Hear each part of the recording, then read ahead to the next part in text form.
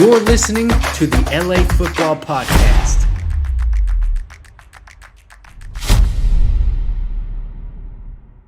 What is going on, Los Angeles? Welcome back to the LA Football Show right here on the Mightier 1090 ESPN Radio. This is your USC Trojan Huddle, our Trojans segment of the show.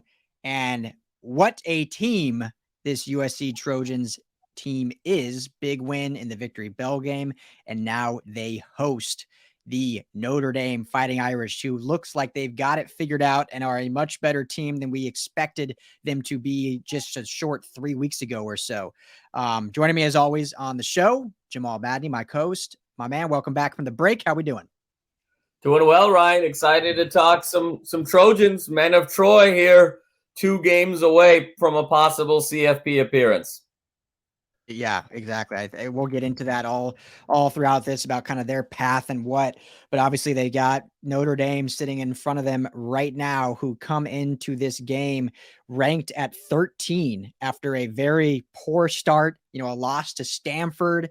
They had that really good opening game where they battled and almost won against Ohio State, right? If I'm not mistaken, and almost got the win there. And it looked like this new era of Notre Dame football was starting off with a bang, and they kind of dropped that one. They drop another bad one. They dropped the one to Stanford. It's like, oh man, did they make the right? Well, they didn't really make the choice necessarily. Brian Kelly left, but is this like a team in turmoil? And since then, they've like really looked like a solid team that is going to be a major test for this USC Trojan squad. It's going to be a lot of fun, as we will be at the Coliseum to take it all in.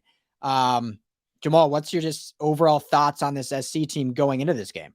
Well, Ryan, obviously it's riding that emotional high after the epic Victory Bell performance. Caleb Williams, I think, cementing his place as the Heisman Trophy frontrunner going into these next 2 weeks. Obviously breaking the Victory Bell record with 503 total yards, 470 yards through the air, and those spectacular 2 touchdown passes, and just the effortless scrambles and reading the defenses, and just an overall flawless performance after that interception. I had said, Ryan, that for SC to win this game in the absence of Travis Dye, not knowing what you were going to get out of Jordan Addison, not knowing what you were going to get out of Mario Williams, not knowing what you were going to get out of Gentry, it was going to have to be a cape game. He was going to need to put the cape on as Superman and carry this team to victory. And guess what? That's exactly what he did. I thought Addison looked absolutely spectacular in that game. Arguably, you could make the case that Addison was the best player on the field that night, even more than Caleb, as hard as that is to believe. And then Kyle Ford with 2 spectacular catches, that long reception of 50 yards down the left sideline, and then that, oh my goodness, that falling backwards in the left pylon and making that catch as the first play of the fourth quarter. So the stars shined bright. The USC studs were studs. And now here they come with Notre Dame. You sort of check off one rival, and now here comes another rival, number 6 versus number 15 in the CFP rankings, and an opportunity to now put together back-to-back resume builders against a Notre Dame team that is very much the opposite of UCLA, a much more physical defensive team. The offense is really predicated on balance, running the football, chewing the clock, shortening the game, and really wanting to get physical, not only with that front 7, but also with bump and run coverage with that secondary. So Notre Dame, you talked about it, Ryan, the roller coaster, the ebbs and flows of their season, struggling offensively against Ohio State, but having a great defensive game, laying an egg against Marshall, having a couple of cupcake games, inexplicably losing 16-14 to Stanford at home, and then putting some wins together, most notably against Clemson, where they really just sort of blew the doors off of Clemson, shut down Uliungalele of Clemson. They were up 28-0 at one point in that game en route to a 35-14 win, a deep 100-yard pick 6 in that game, and then a really strong performance on the road against a ranked Syracuse team where they just kind of kept giving them body blows in terms of running the football, screen passes, maintaining that balance with tight end play. So I think it's a contrast of styles here, and I'm really excited to see it. But some of the strengths that Notre Dame has are some things that USC has been susceptible to, most notably strong zone read running game and great secondary play, Ryan, in terms of bump and run coverage, man coverage.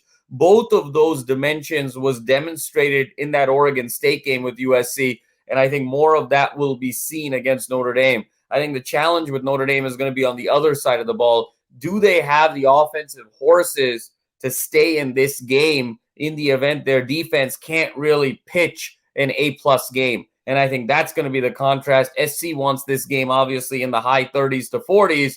Notre Dame wants this game in the teens and the low 20s. And which style and which emphasis is going to win out? Who can impose their will on this game? Going to be really fascinating to see.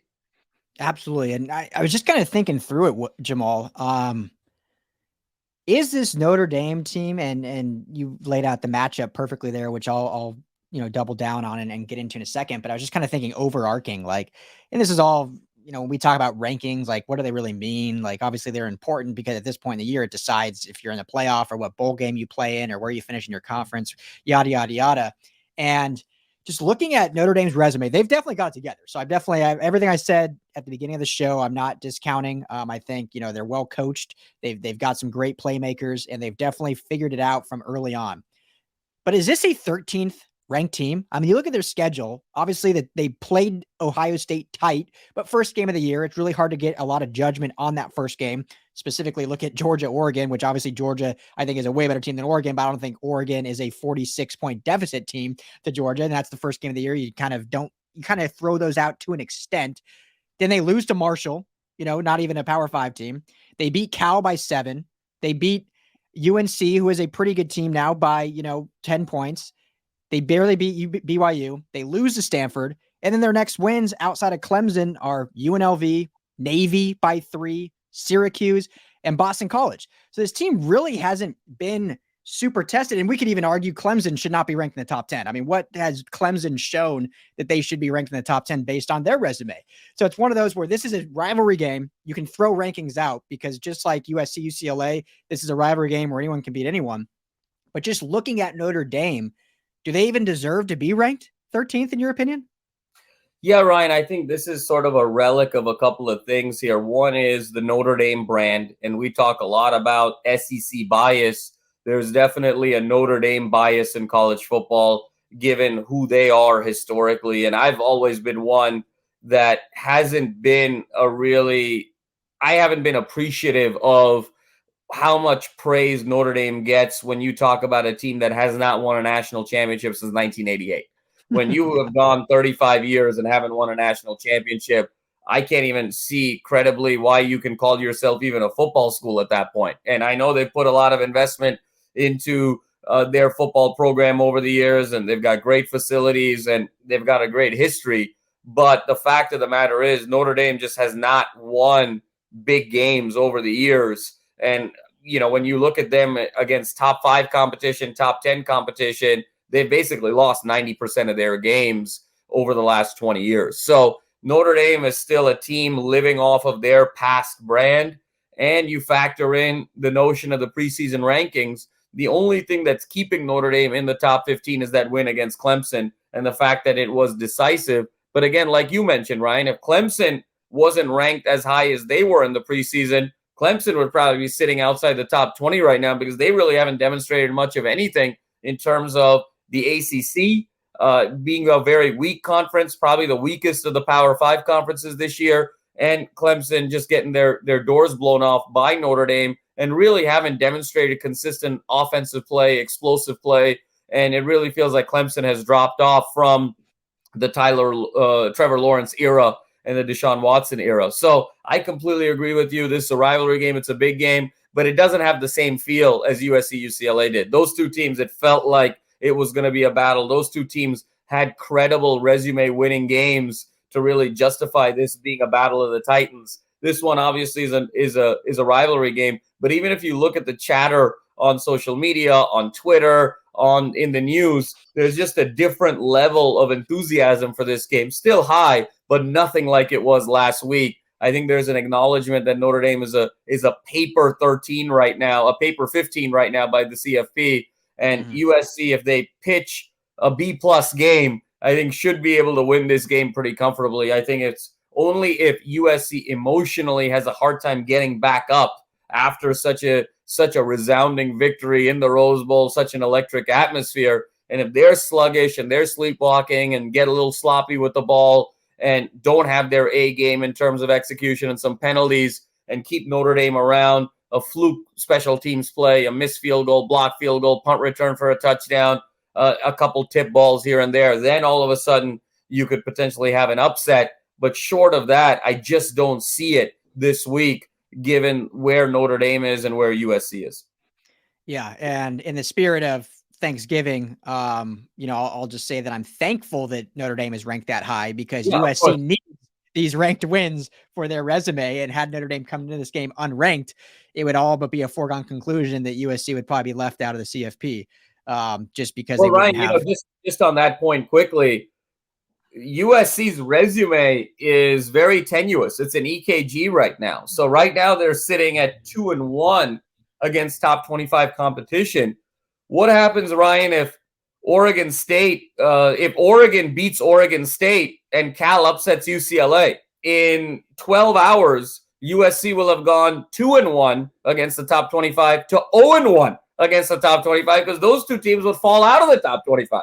So the resume is very tenuous right now for USC, given who they've played. And so they really need that Notre Dame victory, that second victory against a team that you know is going to finish in the top 25. Because even if Notre Dame loses resoundingly, they're not going to go from 15 all the way out of the rankings, having to go on the road and play the 6th ranked team. So you certainly have a top 25 win here that sets up the opportunity against possibly Oregon in that Pac-12 championship game. So very important game for USC, because the rest of their resume could go one way or the other, depending on how some of these games play out this weekend. Yeah. And as weird as it sounds, there may be some people that want that, and then USC can just potentially play in a Rose Bowl game and not have a playoff bout with most likely would be Georgia, unless they were able to shoot up, which I talked about last episode, I think is a possibility of getting to that 3 spot. But obviously you need some help, and you need the committee to open their eyes, which we have seen they don't do very well. Usually they're sleeping with eyes wide shut, it looks like, when they're making these decisions. I saw yesterday, Jamal, I can't remember the name. I could find it because I quote tweeted it. But one of the committee members was asked about why LSU was ranked ahead of USC, and his response was something I should probably pull it up just so I can read it. Maybe when you're responding, I'll pull up the exact thing. But essentially, your response was, go ahead and I'll find the. I think there were 2 things that he said. He said the wins against Mississippi and Alabama held more weight than the wins against UCLA and Oregon State. And then the second point they made is we need to see more from that USC defense, that defensively they still look deficient, and that's why we've got LSU ranked higher. Exactly. So, okay, I found it here, but that was exactly it. And I agree with that 1,000% if both teams had the same record. Exactly. LSU has another loss. LSU is 9-2. SC is 10-1. You got to throw that logic out if a team has a better record. And even on that, LSU got shellacked by Tennessee. So if we're talking defenses, they gave up 46 to Tennessee, which obviously under Hendon Hooker's watch was a very good offense. But still, if we're talking defenses, they gave up 46. And then they have another loss on there. SC's one loss is a 1-point loss to a top 15 ranked Utah team on the road. So if you're talking quality losses and talking about defenses, your arguments need to be thrown out, because it makes 0 sense to me. No, it was absolutely ridiculous, Ryan. All of these analyses in air quotes, these meta analyses, phantom analyses, can only apply when the teams have the same record. Ryan, the argument I would make, this reasoning is so faulty that even if you want to hold to that reasoning, I would actually argue then Alabama should be ranked ahead of USC over LSU, because their 2 losses were by a combined 4 points, both on the last play of the game, right? And so if you're even going to use incorrect logic, be consistent in how you're incorrect.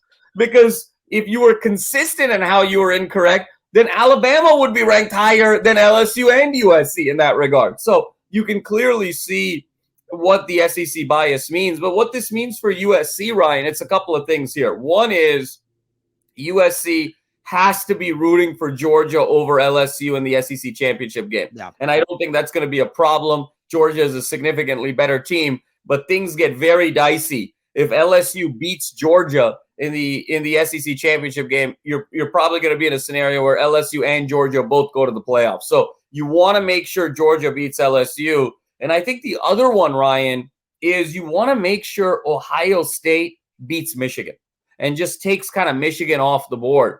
Because if Michigan beats Ohio State in a close game, then all of a sudden you have one loss Ohio State, one loss USC, and there's a common opponent because Ohio State will have played Notre Dame, USC will have played Notre Dame. They will have both played Notre Dame at home. So then how USC looks against Notre Dame is really going to matter. Ohio State ultimately won that game by 11, but if you look at how USC has played in their three marquee games, right? Their three top 25 games, Oregon State, UCLA, Utah, beat Oregon State by 3. Last drive could have gone either way. Lost to Utah by 1. Last drive could have gone either way. Beat UCLA by 3. Last drive could have gone either way. So if that holds and USC sort of wins a single-digit game at home against Notre Dame, but you've got an Ohio State team that beat Notre Dame by double digits, given already the biases that you're seeing from this committee, that could be very problematic for USC, even if they win out.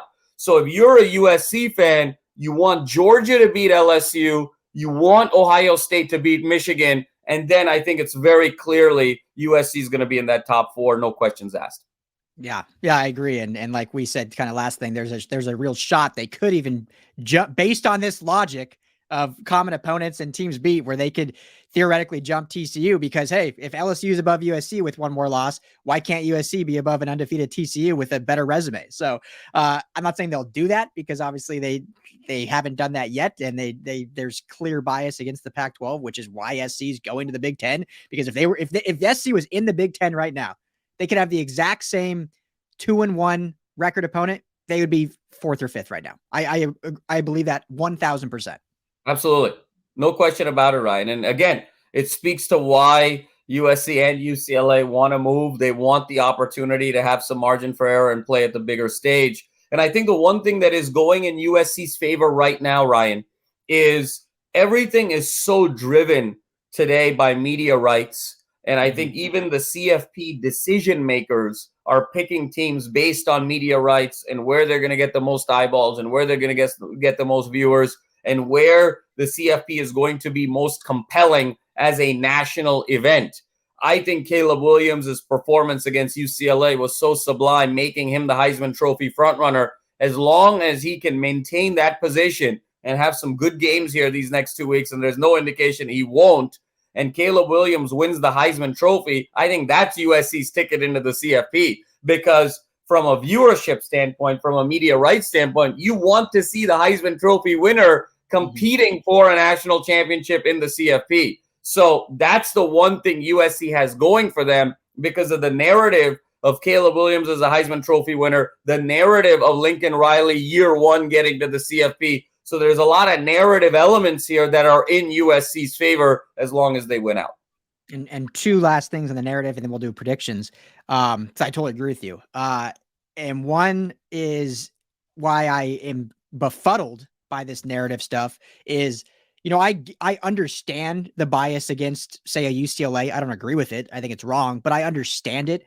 I don't understand it for a brand like SC. You would think they would be pushing for them to be even higher because of that's their West Coast beacon. That's all they have on the West Coast in terms of media right basis for college football.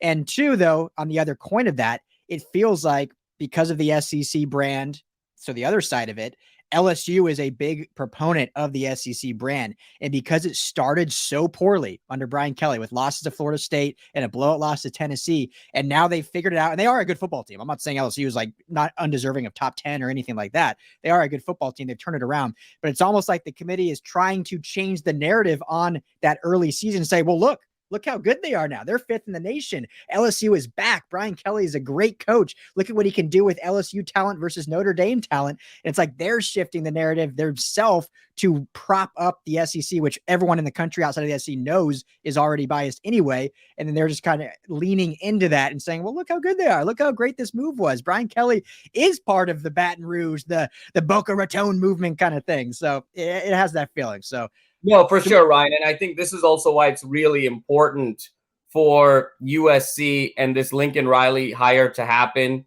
to reestablish this team. Because for all the talk about the brand, we started the show about Notre Dame living off of its brand for the last 30 years. Let's be honest here, Ryan. Yeah. USC's only won the Pac-12 once in the last 15 years.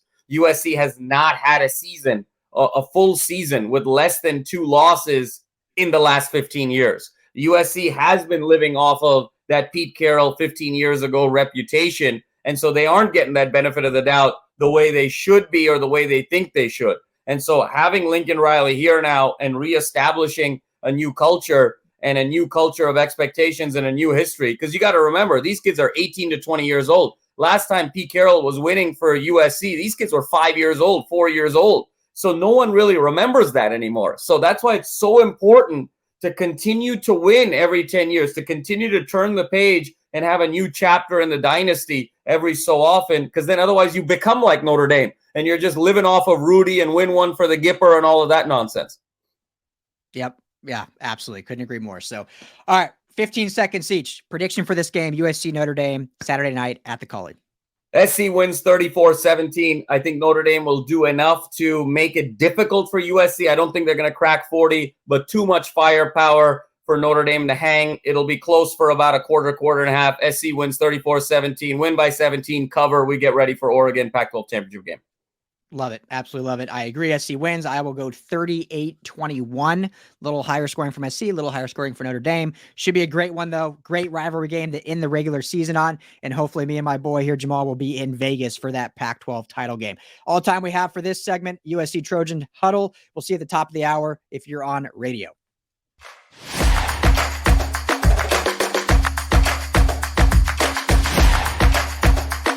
You're listening to the LA Football Podcast.